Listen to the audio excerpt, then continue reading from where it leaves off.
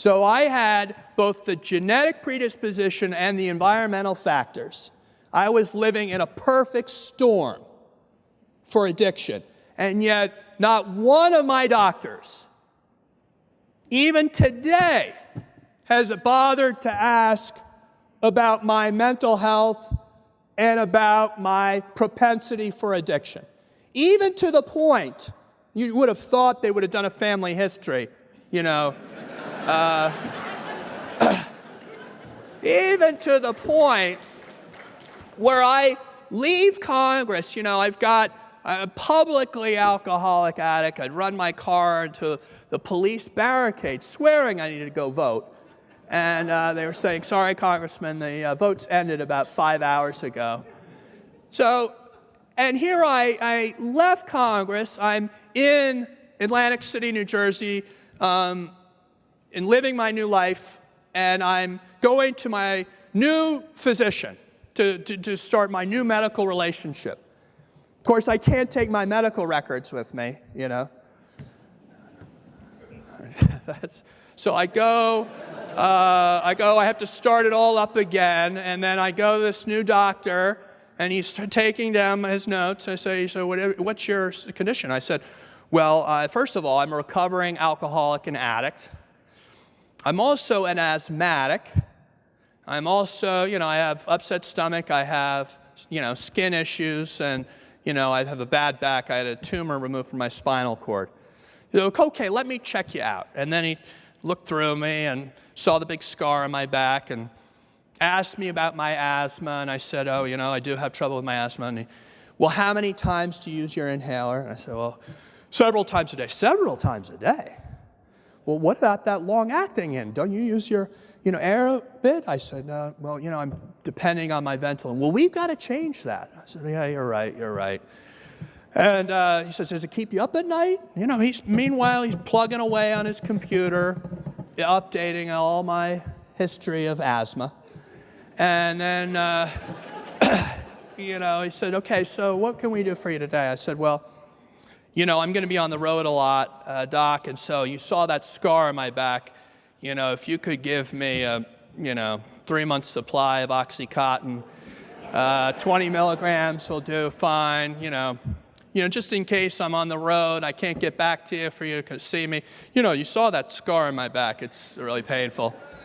And so he broke out his prescription pad, and he started writing, and then he stopped halfway through, and he said, wait a second. Didn't you tell me you were in recovery? I said, yeah. Oh. So that was the beginning of my efforts, Stu, to follow your new ASAM efforts to educate primary care physicians.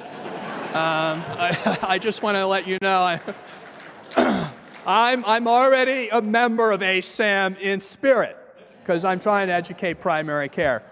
So then I'm happily in recovery for about 1.5 years. I'm putting the ping pong table together for my nieces and nephew because they were coming over to play.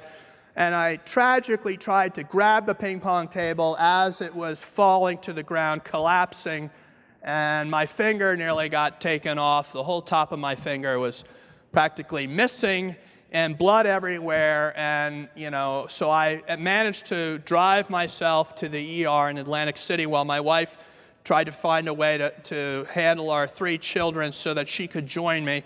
I get to the ER and they bring me in. They said, okay, Mr. Kennedy, what are you allergic to? I said, opiates. and the nurse's expression, she was like, what? That's what everyone comes in here for. And, okay. So they sew me up and, you know, I said penicillin too. They sew me up.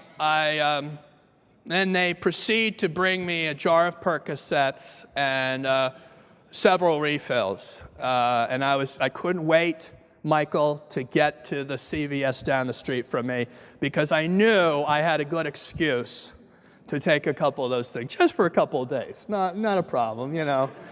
I'll titrate myself down. So luckily, my wife arrived at exactly the right moment. to intervene. She was like coming in for a tackle, and grabbed. You could have enlisted her in the NFL at that point. Grabbed the script right out of the doctor's hands. She definitely would be Hall of Fame, and so because of that, I'm still sober today.